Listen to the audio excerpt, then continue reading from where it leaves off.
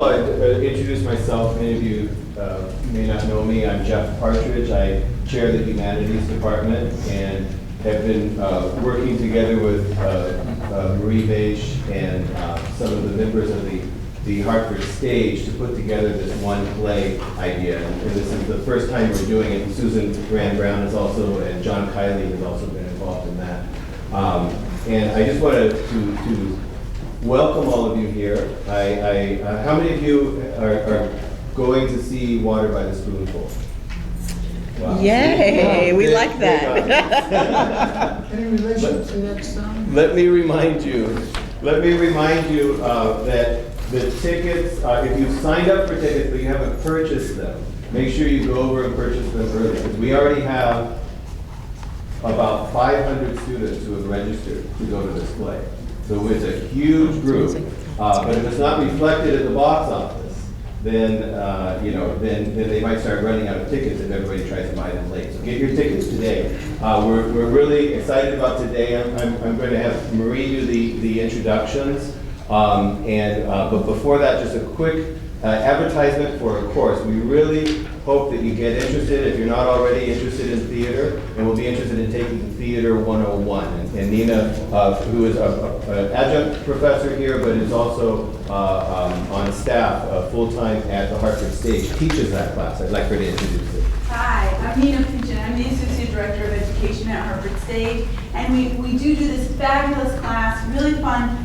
There's a lot of theater to be seen in Hartford, so just like everybody's going to see this one play. If this interests you, if going to see theater and talking about theater and getting graded for your involvement with theater interests you, you should absolutely take this course. It's on Wednesday nights next semester. We'll also be playing with what it's like to be an actor, to be a playwright, to be a director. It's really hands-on and on your feet, and a great way to deal with your arts requirement if you're sort of trying to think about some fun way to use a different part of your brain. So if you are interested, please register. If you know somebody who might be interested, please let them know. There are some flyers just as you leave, and I'll be standing there as you head out of the room if you want to grab one. Thank you.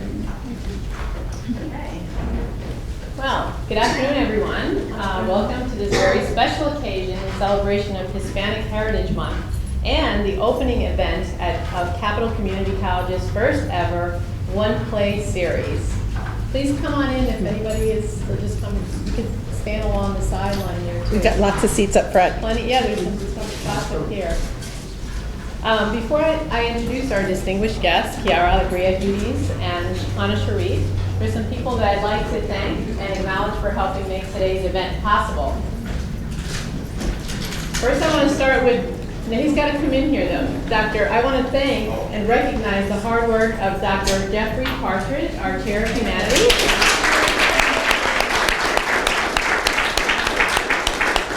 His outstanding leadership, dedication, and vision has helped bring many amazing opportunities for our students, faculty, and staff to appreciate Hartford's rich cultural heritage.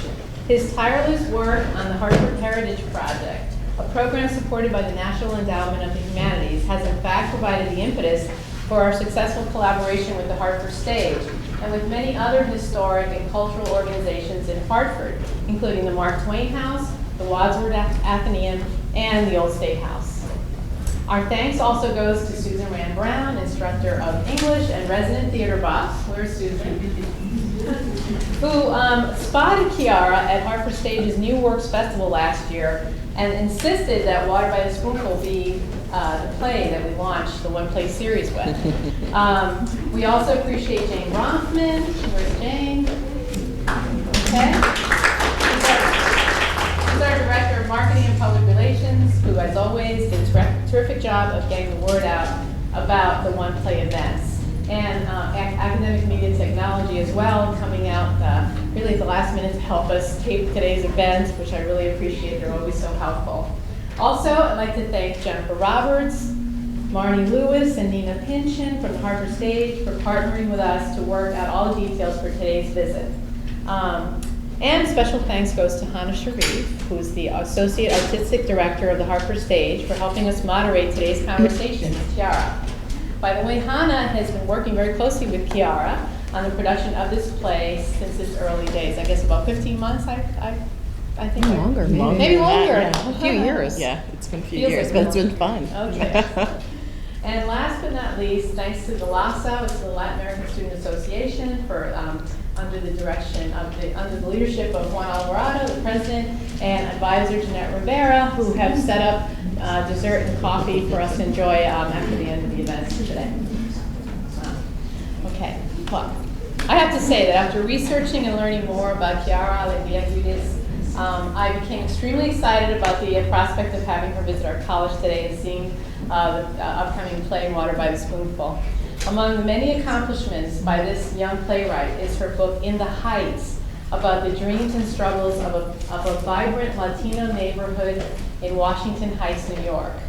The book later became a smash Broadway hit, and in 2008 it received the Tony Award for Best Musical and was a Pulitzer Prize finalist. Ms. Hudes is the author of several plays, including Elliot, A Soldier's Feud, and was also a Pulitzer finalist. Her other plays include The Happiest Songs Played Last, 26 Miles, Yamaya's Belly, and an upcoming adaptation of Like Water for Chocolate. And of course, Water by the Spoonful, a play about a Latino family in contemporary America. She is an Aetna New Voices Fellow at the Hartford Stage, a 2-time Fellow at the Sundance Theater Institute, and a resident playwright at the O'Neill Theater Center. Ms. Hudes, a Philadelphia native, received a Bachelor of Arts in Music from Yale University and a Master's in Fine Arts from Brown University. One of the things that really struck me about Quiara, of all the things I read about her, is her obvious desire to give something back to her community and help others who aspire to follow in her tracks. She continues to be involved as an active board member and mentor for the Philadelphia Young Playwrights, where she produced her first play in the 10th grade.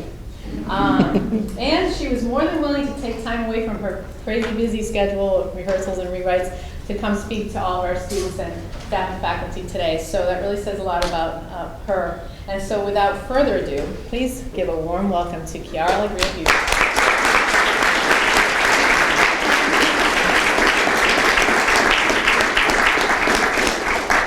For you guys in the back, there's still seats up front. We love looking at your beautiful faces. And I think maybe, I've had the great pleasure of knowing Quiara for a few years now, and she is really one of the most brilliant, electrifying voices out there in the American theater, and also one of the most down-to-earth people. So I think we'd love to kind of keep the conversation casual. I'll have some questions for you, but I think it would be great to have an open exchange with the audience. So things that come up, questions that you have, little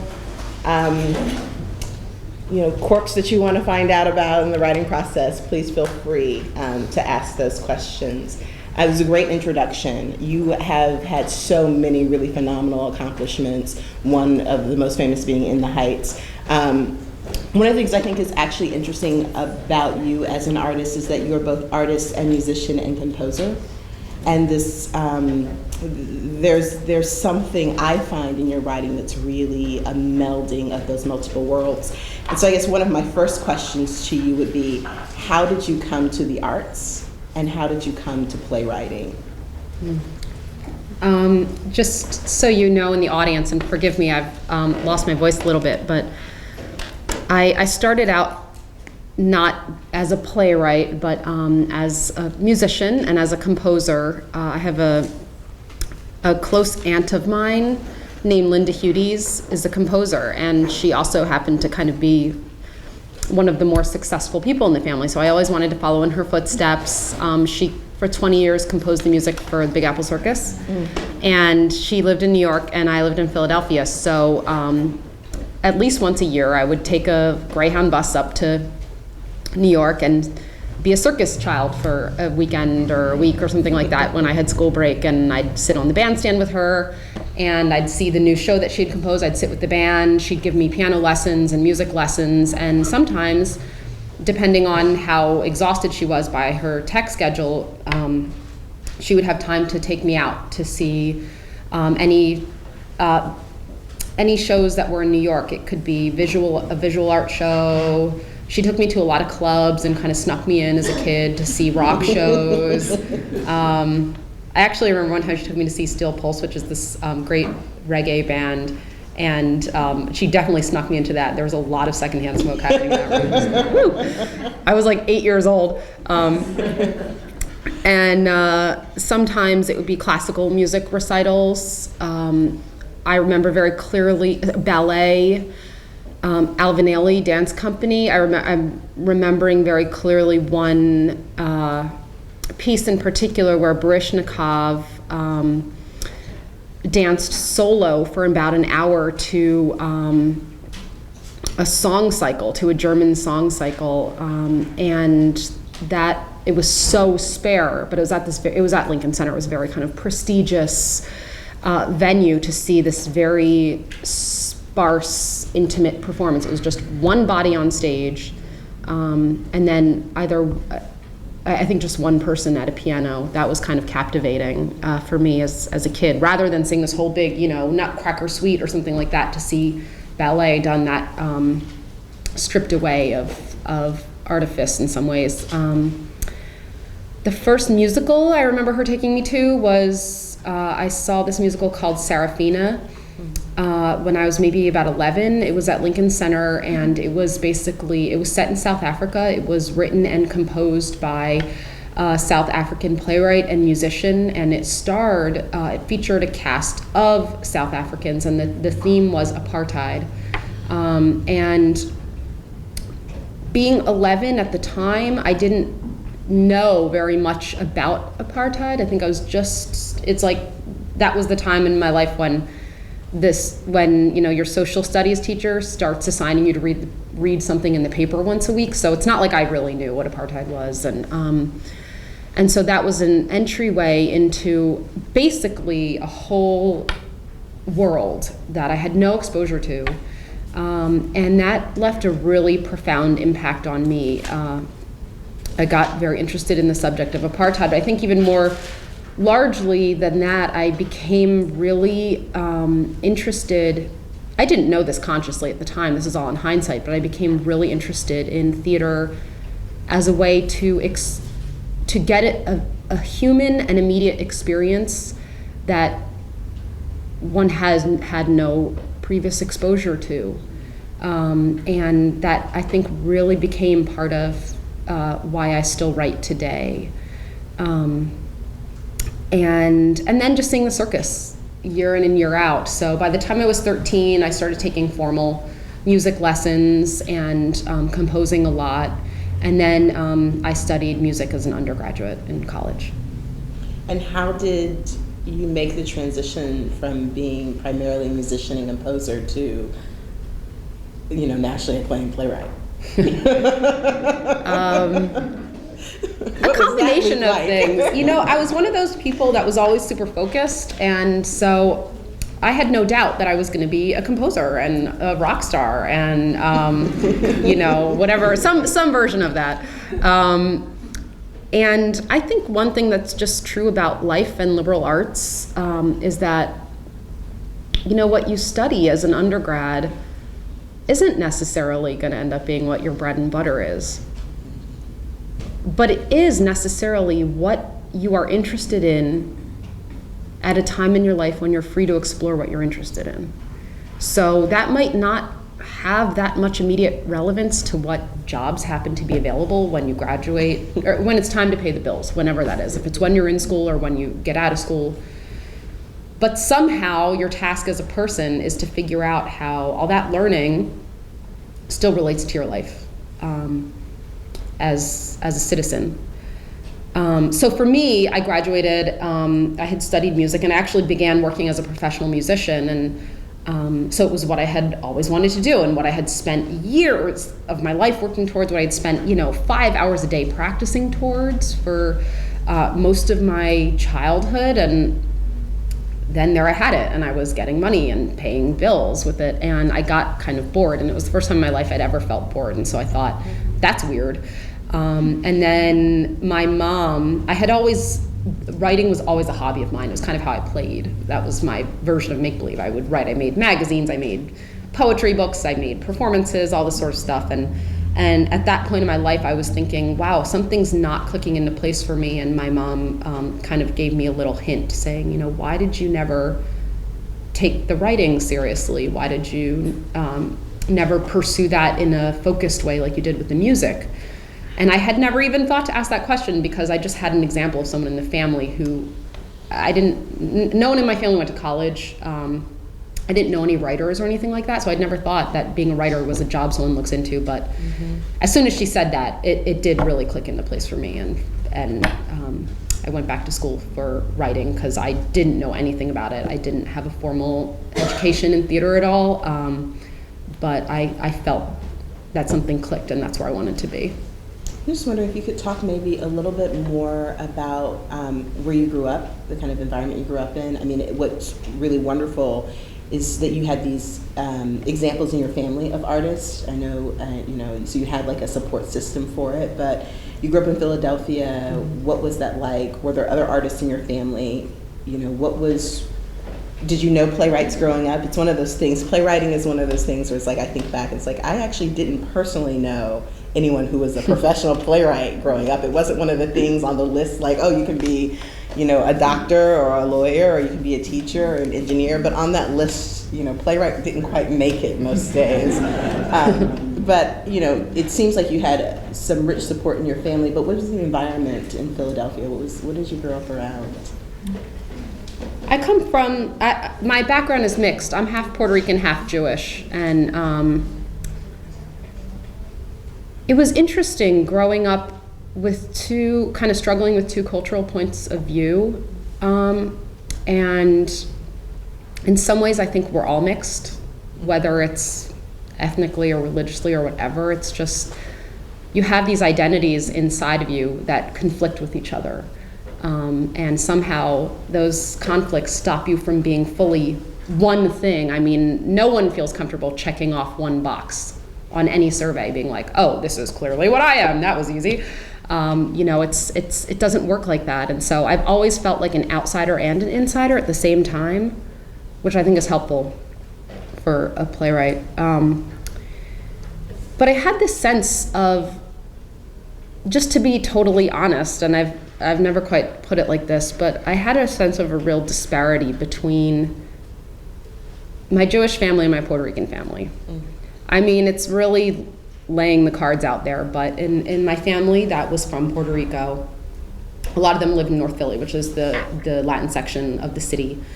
And like my grandmother was kind of my after school program, so I would just go to her house after school and hang out there. And she was an amazing woman. She brought my mom and my mom's sisters over. My mom was about 11 when they came from Puerto Rico, and it was a poor family. My grandmother didn't even have a high school education. I mean, she barely had a grade school education, but she was literate, and she read the Bible, and she became the godmother of her block. And she had, in the middle of a neighborhood that I wasn't allowed to bring friends over to play in sometimes because it's like a dangerous neighborhood and stuff. She had this open door policy, so her door was always unlocked. There was always a pot of rice and beans on the stove. And I tell you, she could take a bottle of ketchup and a cup of rice and I swear feed 50 people. It was amazing. And so she always had pots right there on the stove, and anyone could let themselves in and anyone could feed themselves. And so it was just one of these infrastructural ways that a community was built. And so I just had this sense, I guess, from the time I was a kid, though, that there were some people in my family that simply maybe because of luck or circumstance or accent, any various number of reasons, felt really invisible to me in ways that just simply weren't relevant on the Jewish side of my family. And that was a real conflict for me. And there was something about that invisibility that was always really bothered me inside. Like, why should this cousin live in such, below the poverty line conditions, than this other cousin, and what's really so different between them that one ends up there and one ends up there. And I kind of think that I could be really wrong, but I have this notion that all American families actually have a much wider range of success and failure or class representation than one would expect. It's not like, oh, they're a wealthy family, they're a poor family, but I know in my family, like, there's me, and I graduated from Yale, and I was the first person in my family to go to college, but here's this Yale graduate, and my parents being successful entrepreneurs, to like a very impoverished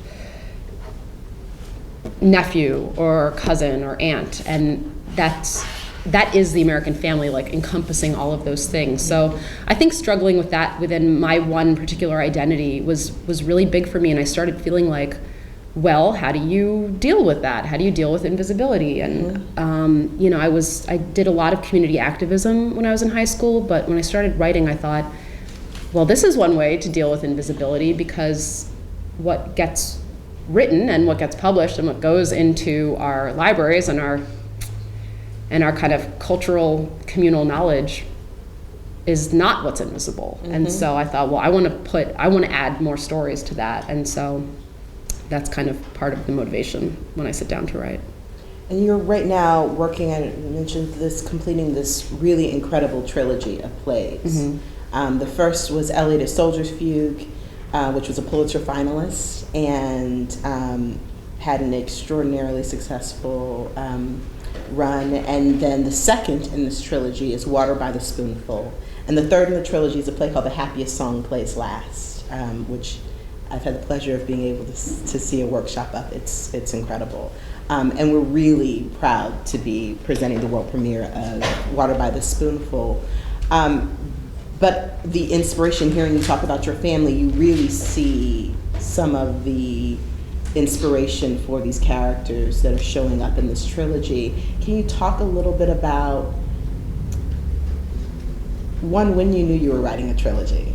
Mm-hmm. Did you know when you started the first play, Elliot Soldier's Fugue, that there was more of a story to tell beyond that play? And also,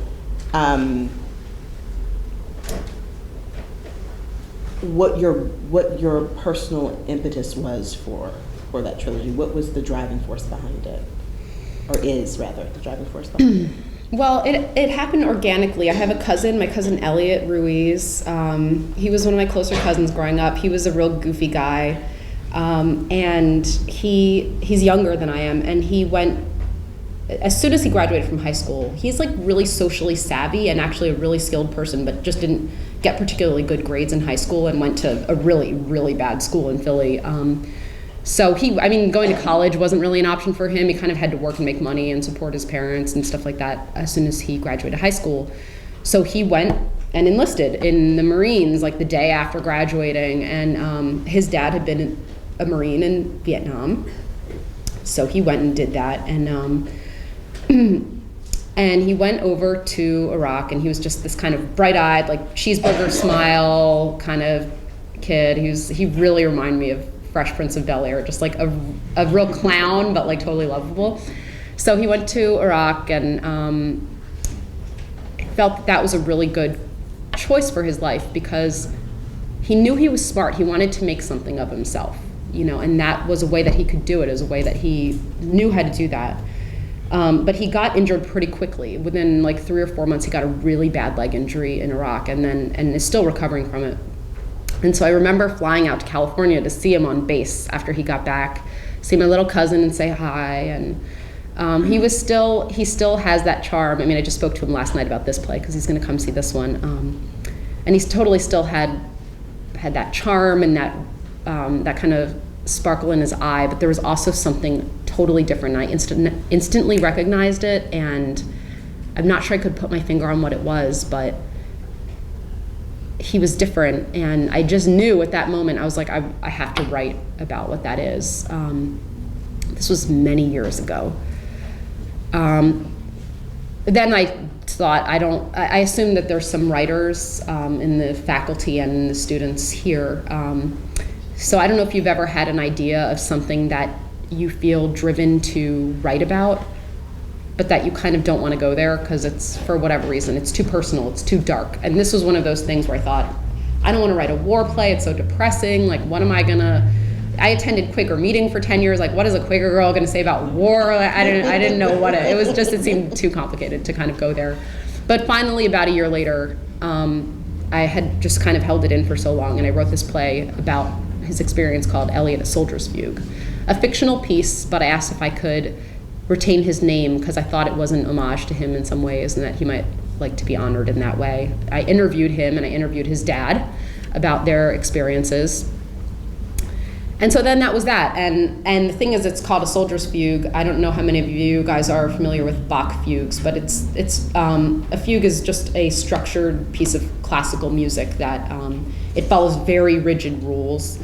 And it's kind of this nerdy academic thing, but being a student of piano all my life, I wanted to structure the play like a fugue. And so, and in that way, I felt like I was still using my music education, even though I had kind of gone on a different path. So that was done, and that was really successful, and I was really proud of it. It was my proudest piece of writing. I'm very proud of that piece. And then I kind of went on to write In the Heights, and was working on other stuff, but I still felt like that had been essentially the best writing I had ever done, and I didn't want to abandon it. So I decided to turn it into a trilogy, and then I just wrote the next two pieces back to back. And my hook, the reason I wanted it to be a trilogy was I wanted to write based on musical structures, see if I could write plays in musical structures. So I decided it would be a trilogy because the first one was classical music, the second one would be jazz. That's what you guys will see. Water by the Spoonful is inspired by the music of John Coltrane, especially the later John Coltrane music. And then the third one would be folk music, kind of the least academic of them and the most just straightforward, which is called The Happiest Song Plays Last. And in the meantime, as all that stuff was happening, my cousin kept living life, and he has a really interesting life, and I was like, I'm using more of your life, Elliot. And he was like, all right. So that's how that came to be. It's exciting that he's going to get to see. Do you get nervous when your family comes to see kind of? I get so nervous because I write. I mean, I write about the things that bother me in the world, and even though I try to write with a lot of humor, and hopefully there will be people laughing in Water by the Spoonful, even though it's about addiction and recovery, which is not all that funny. I want people to laugh. I mean, but still, I write about things that I find disturbing in the world. And, the process of writing the play is in some ways the process of me confronting that head on.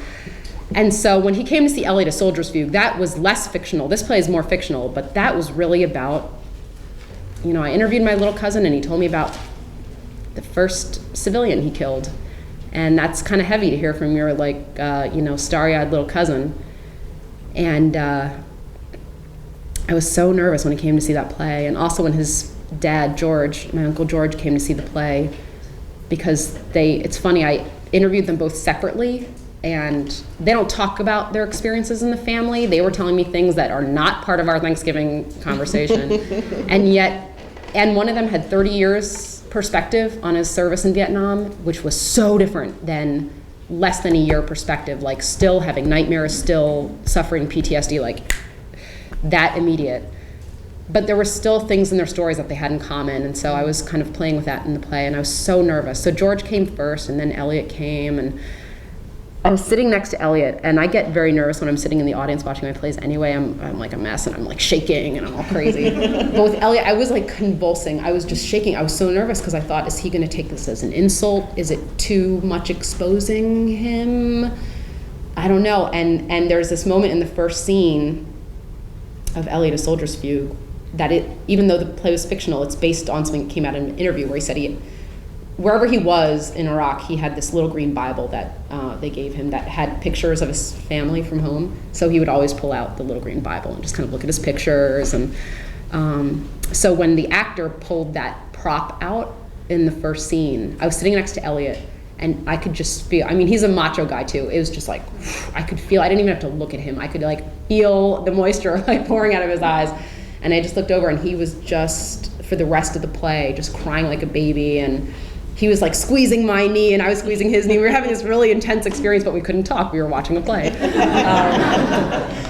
And he actually really loved it, and he was really proud and honored, and the cast took him out for drinks afterwards, and I think he felt that part of his story was worth telling, and that alone meant something to him. So now I'm quite nervous because this one deals with addiction and recovery, and even though it's fictional, it's like, we're gonna, he's gonna watch the play, and like, we're gonna get into a big, heavy discussion about family members who have had such struggles and what that's meant to us, and I'm very nervous, but I hope that,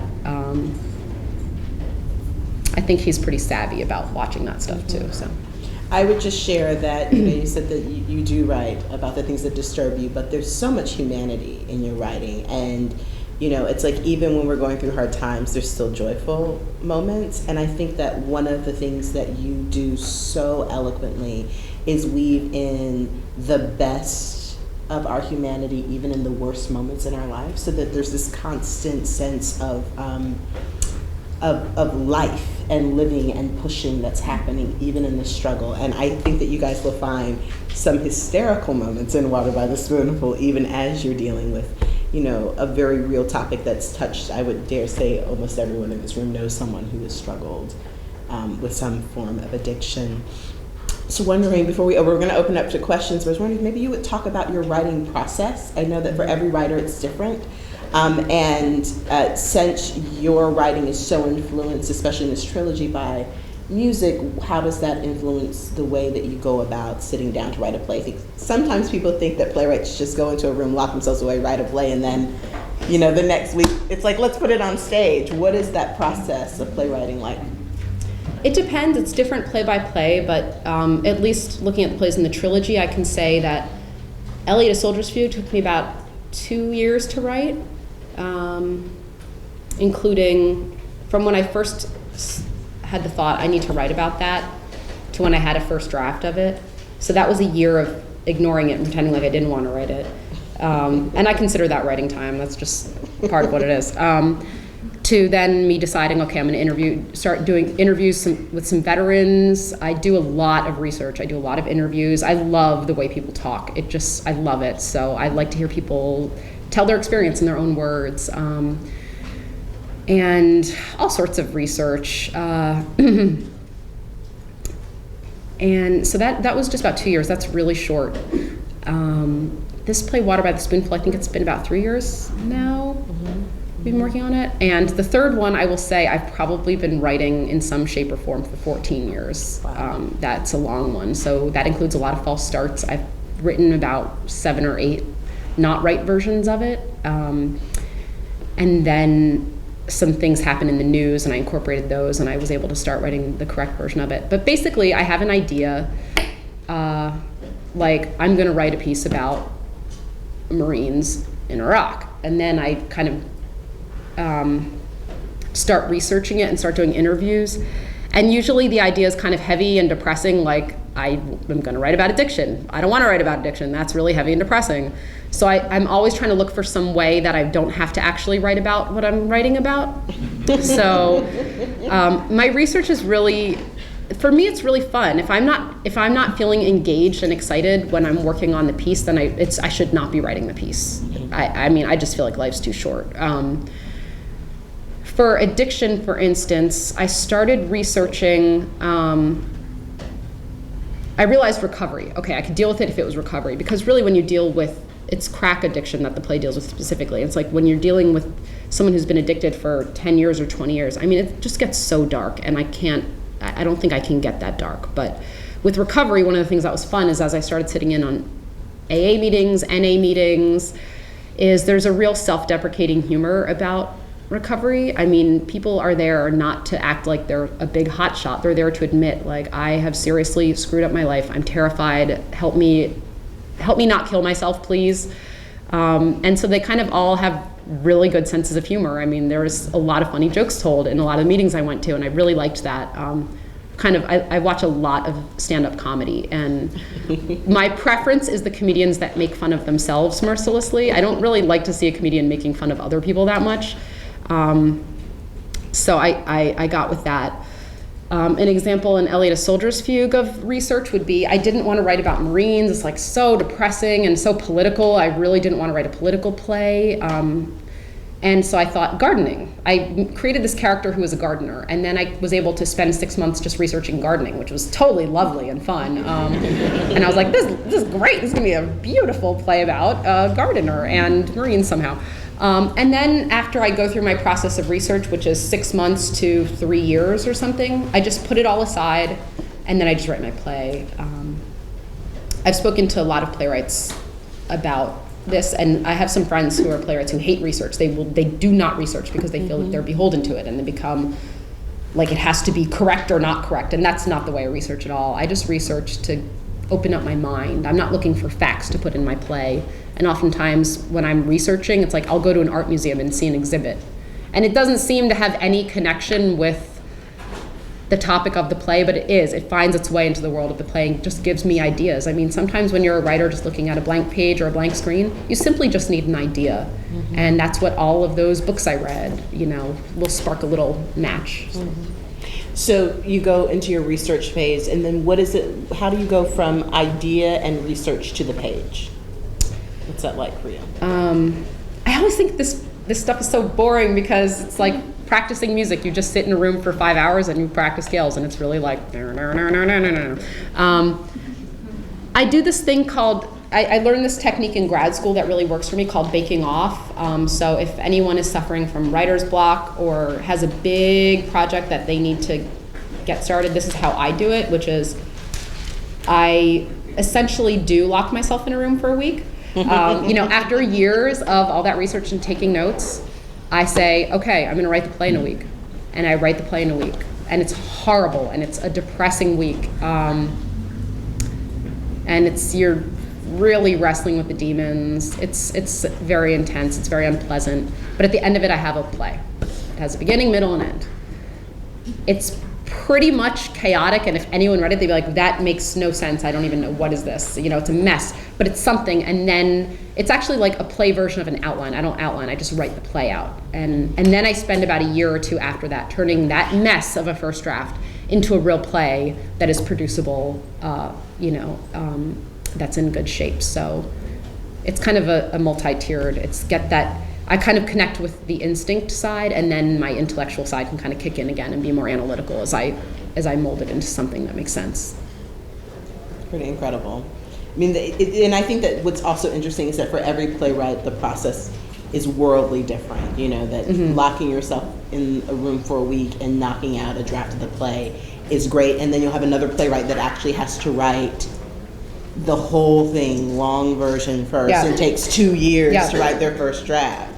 How did you find your process? How did you discover that that's what worked best for you? Was it in grad school? It was in grad school. I mean, it's just trial and error a little bit.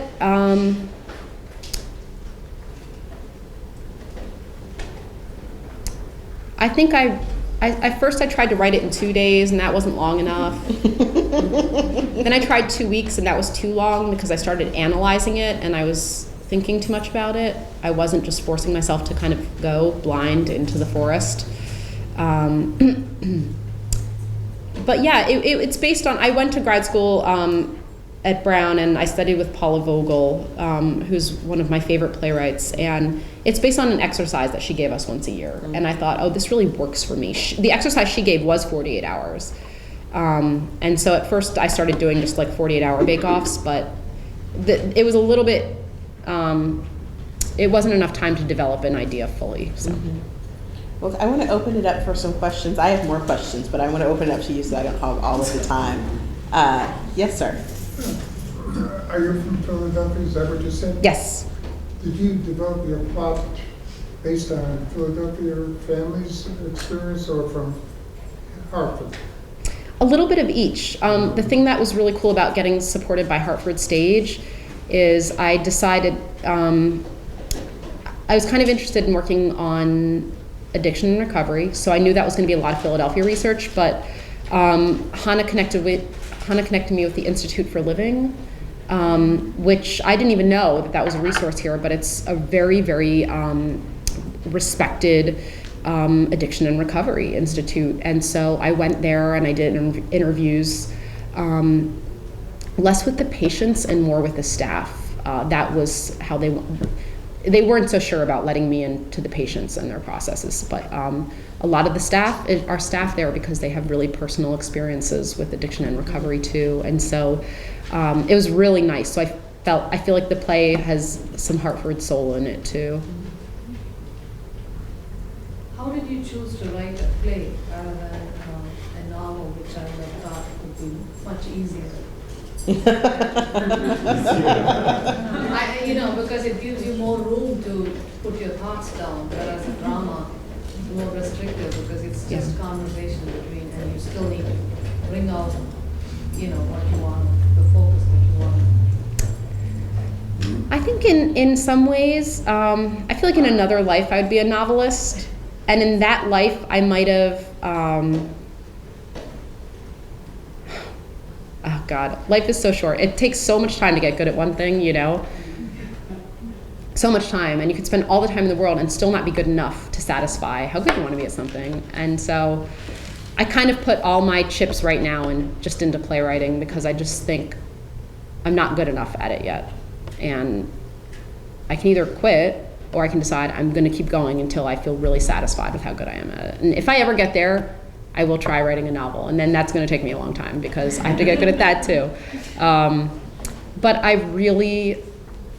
there's something really primal and exciting to me about being with another person in a room and telling stories. I mean, it's the oldest thing we do is tell stories, and to be honest, just sitting in my grandmother's kitchen and hearing her tell stories about, I was born and raised in Philadelphia, and hearing her tell stories about raising kids in Puerto Rico with no electricity and another world away from mine, but actually that was kind of part of my world too. I love that. I just love sitting and hearing people tell stories, and so theater is kind of my version of that. Do you ever start a play and realize that you're writing a screenplay instead, or writing something else, or that it's actually a poem? I mean, do you ever find yourself starting an idea that you think is a play that isn't? I certainly start plays that I decide that's not a good play, and I don't continue writing it anymore. I do that with musicals. I have kind of mixed emotions about film and TV. I've done a lot of work in it, but I don't like it as much. I like watching TV better than I like writing TV. But I do that with plays and musicals. Mm-hmm. I wrote a play called 26 Miles, and people really like that play, but it's not my favorite piece of writing I've ever done. I enjoyed it. She did a reading of it here in Hartford. Oh yeah, that's right. I don't know. It's sweet and everything, but I get kind of annoyed at it. I'm like, now I want to try writing it as a musical because I think it's that's cool. It's maybe not good enough as a play for me. I'm a perfectionist. I'm a Virgo. Sorry. More questions from the audience. Yes, sir, right here. Just wanted to ask about a couple things about casting for the play here. One would be how you might recruit people to audition for the show, and the other is you normally think of casting is being done primarily by the director, but I'd like to know what the partnership is between the playwright and the director when it comes to casting the show. This play was really fun to cast. I'm so excited about this cast. Oh my God, they're amazing. It's really some of the best. It's like I didn't know acting could be that good. Mm-hmm. I've never seen actors in a room this good, and it's just shocking to see. I mean, it's like watching the final round in the Olympics. It's like, wow, they are that good at that thing they do. So they're just knocking my socks off. But one of the things that was really fun and new about this play for me is that up until now, I had basically written Elliot, a Soldier's Fugue, In the Heights. They're plays with mostly Latino characters. And so the casting process, it's like we had mostly cast Latin actors. And so I knew that community of actors really well. And then I decided to just kind of widen the lens a little bit. I have to be honest, I felt a little ghettoized in terms of theater. Like a lot of theaters didn't understand why, if it was for Latin actors, what relevance would it have to their theater company? Because, those people live over there and they don't come to our theater. And so that was just part of the landscape I was looking at, just from a business point of view. And I had this idea with this play that I wanted to widen the lens. So it's a play about a Puerto Rican family in Philadelphia. But there's also an African-American character who lives in San Diego. There's a Japanese-American character who returns to Japan. There's a white character who lives on the main line of Philadelphia. It's a really global play. And part 3, half of it is set in the Middle East, half of it's set in Jordan, and half of it's set in North Philadelphia. And it got really exciting to me to keep the heart of it being about a Latin family, but to also open it up to all of these other ethnicities. It was so much fun to write because I was like, this is the world I live in. This is a world where like people from all these different backgrounds are in the same room, and you know, they're your classmates, or they're the person who is sitting at the next table at the restaurant from you. So to casting, I'd never cast a white actor in a play before. I thought, oh, this is gonna be the easiest thing. And then we had to have like 5 extra casting sessions. We couldn't find the right guy. We ended up finding this amazing guy. I didn't know the African-American casting pool that well. I didn't know the Asian casting pool that well. And so I had to get to know more people. But the core of it is this core of artists that I met on Elliot, A Soldier's Fugue. This director who directed that play, and 2 actors who did the 2 lead roles in that. And I asked them to work with me again on this one.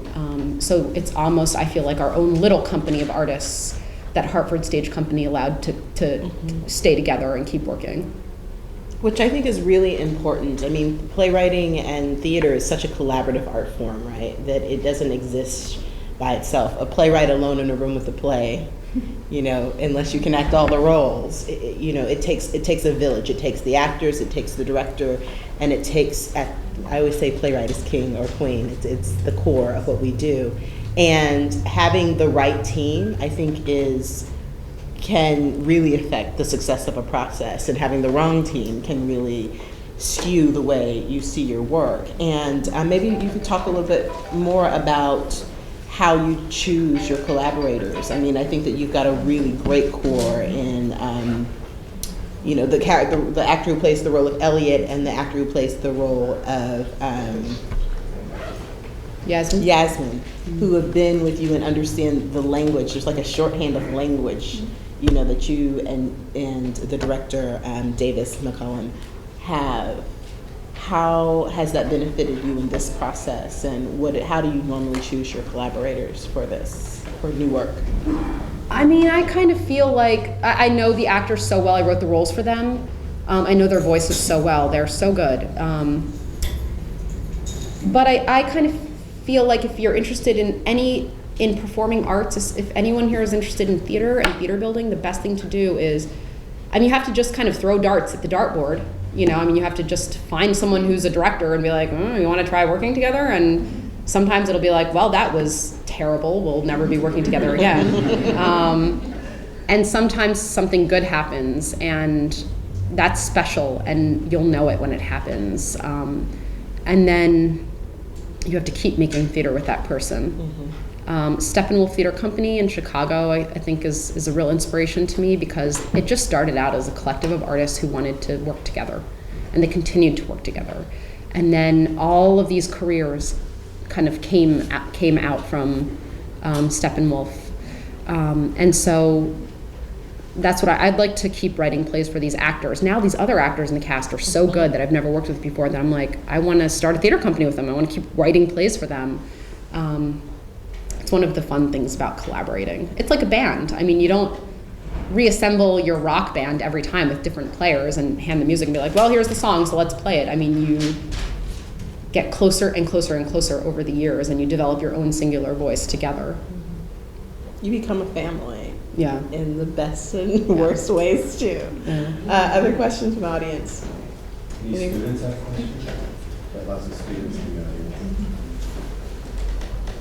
Do you have a preference for writing musicals or like straight plays? Or do you like them both? I prefer writing straight plays, vastly.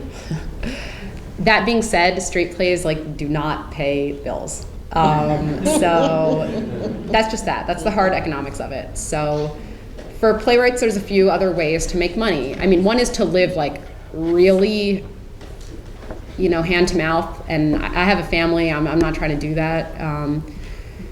the other, there's teaching, which I do, there's film and TV, which I do, but I've kind of have stumbled into this thing of making musicals, and I'm hoping that can keep paying my bills, and it's a really nice way to pay bills. The thing with musicals is, if you get one that's really successful, it's a good amount of income, so it's a lot harder though, because it's like, when I'm writing alone and all of my second guessing and all of my editing of myself is like enough to deal with. But with a musical, there's 3 parts. There's the book, the music, and the lyrics. And the book is just another way of saying the libretto or the script. So you have 3 brains all together going into as many it's like, okay, we have this problem. The middle of Act 2 is boring. What do we do? And so every brain comes up with 50 possible answers, and then you have to get them together, and so it just takes more time. It takes a lot more time, and it's a lot harder in that. And you also don't get to take full responsibility. Like, at the end of the day, if the play is not good, it's on my shoulders. I'm responsible, and if the play is good, it is on my shoulders. I'm totally responsible for it. Whereas at the end of the day with musicals, it's this weird like volleyball match where we're all trying to keep the ball in the air. And so, you don't have total control over it, but musicals are really fun too, because there's choreography, and I get to sit, I'm a terrible dancer, and I can just sit there and watch these like gorgeous bodies moving in space. I'm like, wow, this piece I wrote's amazing. I'm like, oh, they're not working on the writing right now. I'm trying to, right now I'm working on like Water for Chocolate. It's a Mexican novel. It's a romance, and it's about this woman who cooks, and magical things happen with her food. All of her repressed emotions go into the food, and that affects all the people who eat the food. And so I'm trying to find. In the Heights was amazing. It was such kind of a really special experience for me. But I want to try to find a different voice too. So like Water for Chocolate, I'm making kind of much more rock and roll and much more gritty. In the Heights, we knew early on we wanted it to be a family-friendly piece, and so there's a pleasantness about it that we had decided was part of our aesthetic. But I know, like Water for Chocolate, it's much sexier, it's much more adult, and so I think I can take some more risks and do things that are pushing the audience a little bit harder into more uncomfortable places. I'm excited about that. That's great. Yes. Were there any teachers who encouraged you or dissuaded you from developing the artistic side? Oh my God, yes. And I just encourage everyone. I had such good teachers all of my life. It's amazing the teachers I've had. But it's also on the student to not just passively receive, a semester's worth of classes from a great teacher and move on with your life. I feel like when it's kind of like finding a director or actors that you work well with. It's like when you find a teacher who is speaking your language and is also interested in the language you're speaking, prioritize that class and prioritize that relationship, and maybe even that relationship becomes one that extends further. Maybe that's a teacher you do an independent study with. Maybe that's a teacher whose classes you want to take, even if the other subjects wouldn't be of so much interest to you. The teachers who I love, I was always knocking at their door, and I just called my senior year of high school English teacher, who now has Alzheimer's, and he doesn't have any long-term memory about his students, but he changed my life. And so I called him, and he doesn't like talking to his old students because he's very upset about his memory loss, and it took 2 years of me begging to get his phone number.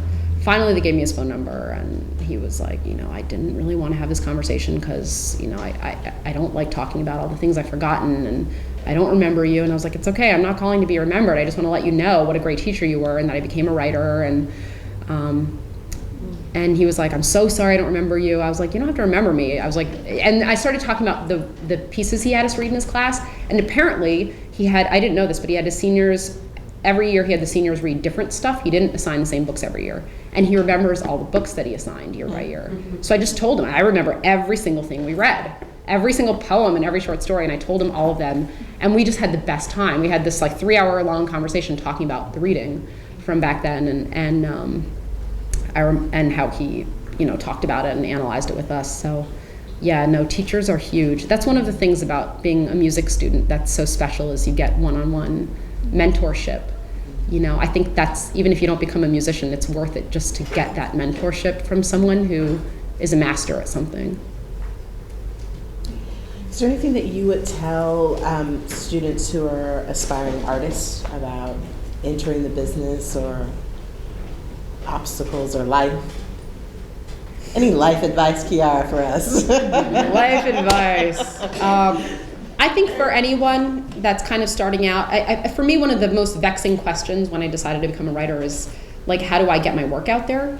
Especially because what I came to realize is that people who knew younger, like in high school and stuff, that they wanted to be in the theater, they applied for internships and they kind of started getting connections into the theater world. But I didn't know about any of that. So I had no one knew my name, no one had heard of me. And in some ways that's a good thing, because I had to just kind of produce my own work and put my own work out there. No one was going to do it for me. No one knew my name, all that kind of stuff. And I think self-producing is really important for writers. If it's your own book of poetry, if you're interested in editing, you know, and so you edit a magazine of your classmates' writing, if it's putting up your own art exhibit, and I think collaboration is really good when starting out too. So maybe not just your own art exhibit, but yours with 2 other artists that you know whose work that you admire. Let's find the school, let's convince them to give us this hallway and to give us $75 so we have hardware to hang. You know, a school is a great resource. You can find money at a school. I'm telling you, you just have to be really resourceful and really scrappy. And sometimes $30 is all you need to make an event happen, right? Or they have like a copy machine somewhere that you can use for your flyers, like this kind of stuff. And so I think self-producing in any of the artistic forms is really, really valuable. And then you're learning things on your own terms. Mm-hmm.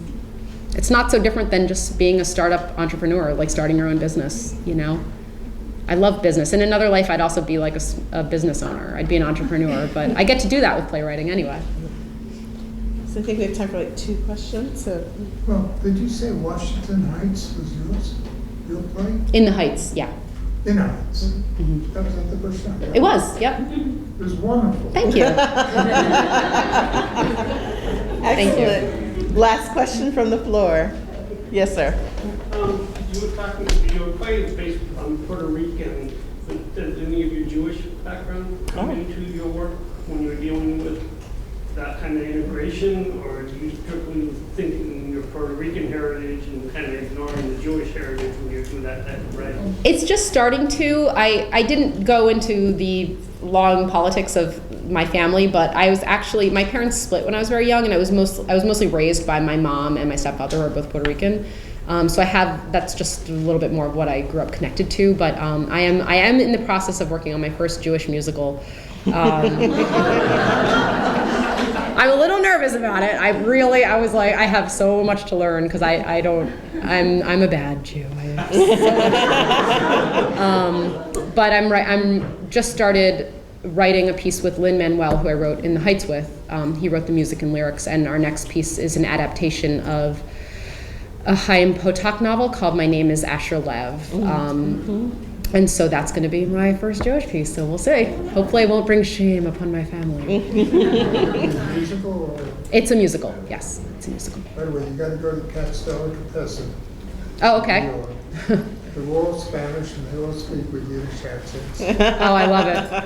I just want to thank you, Quiara, for taking time away from her. I literally pulled her out of a run-through to come out here to say hello and to talk to us. So thank you so much for the time.